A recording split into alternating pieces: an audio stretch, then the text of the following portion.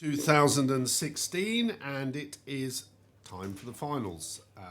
I'm joined by Camilla. Good afternoon. Good afternoon, Martin. Right, here we go. Finals. First race up is the Elite Double Sculls, which is for the W Pier Cup.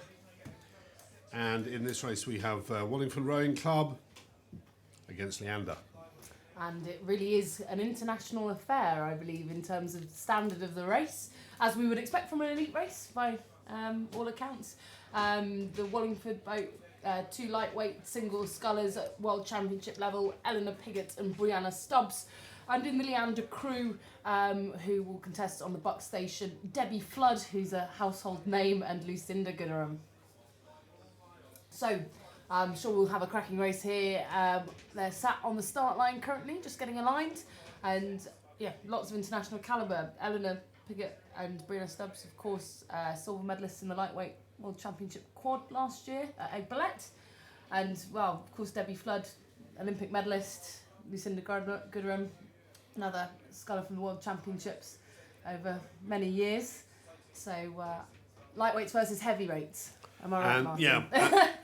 And Leander and Debbie in particular, well, both of these Leander scullers know this stretch of river very, very well, and they are off, heading down the island. It's Leander Club on the right-hand side, with the distinctive cerise blades, going now through the back of the island, up against Wallingford, and we can see the overhead shot here of these two crews heading down the island. It looks to be the tactic from Wallingford, try and get your nose in front. Absolutely. By the end of the island. Now, I commentated on these two girls' race earlier from the launch, the Wallingford Scullers, and they really went out hard and fast to get ahead and then just sat there. I think they'll find that a little bit harder against, a very experienced Leander crew, but it looks like they've tried to stick with them. Well, top of the island, there's not much in this, as you can see. Probably about a couple of foot, and both crews still rating very highly, steering, as you'd imagine, with these elite boats, absolutely spot on. You can see on the right hand side there are a couple of bicycles following them down. They would be the coaches, and it's Wallingford rating 37 that just look to have their bow ball in front at this stage as they're heading through the meadows. These course 1,500 metres long. They've both gone through a couple of rounds to get here. Wallingford overcame a Oxford Brookes composite in the first round, and then they were up against the French double scull in the semi-final.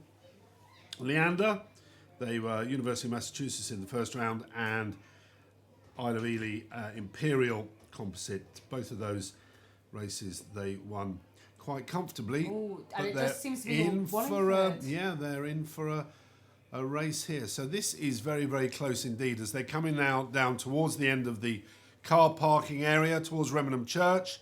You can see there in the shot the enclosures, and the wind is just beginning to pick up. You can probably hear the door rattling of our studio here, and it's Wallingford that have a lead at this stage by about 3/4 of a length.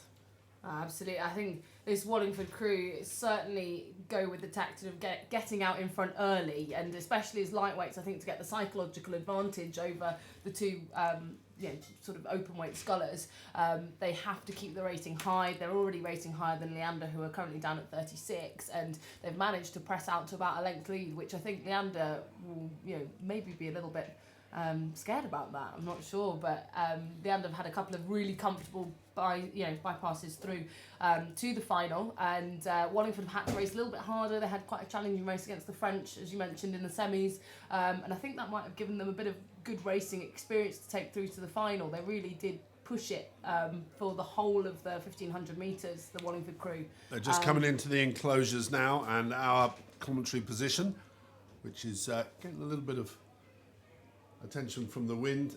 If I look out the window, I can see them now just heading past. So, what do they say? A good big un will always be a good little un. That's not exactly happening here, is it? No, and I think, just looking at that Wallingford crew there, they have been rowing together for quite some while. You know, they've been together for a few years. They went to the under-23s in this double scull a couple of years ago and got a gold medal on the world stage. So they really are very used to rowing with one another. And you can really tell from absolutely everything, from the blade going into the water through to the leg press, it is immaculate, Martin, absolutely immaculate.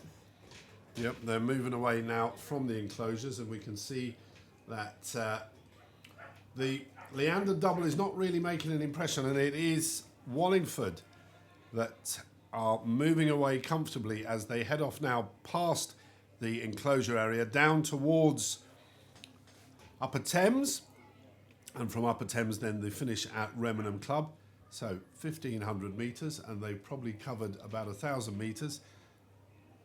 So the remaining stages looks pretty comfortable for Wallingford. Yeah, absolutely. I think it's going to be a really big ask for Leander to pull that back, especially as I think, you know, that Wallingford crew probably have a couple of pips in them. They don't seem to be absolutely busting a gut to hold that sort of 2-length lead that they've got at the moment.